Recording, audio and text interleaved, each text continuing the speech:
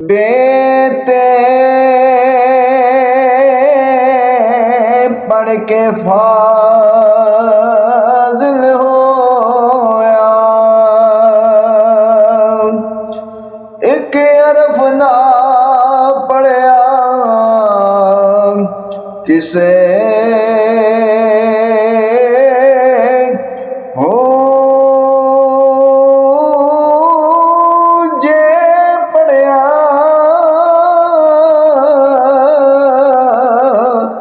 तई शो नाल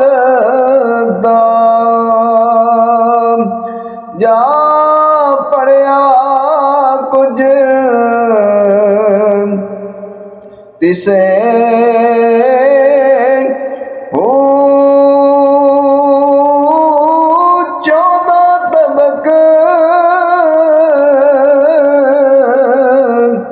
करन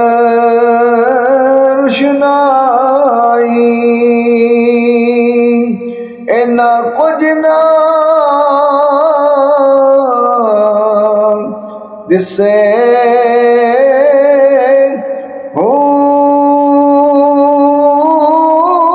बाद विसाल अल्लाह दे हजरत बाहू और सब कहानियां किसे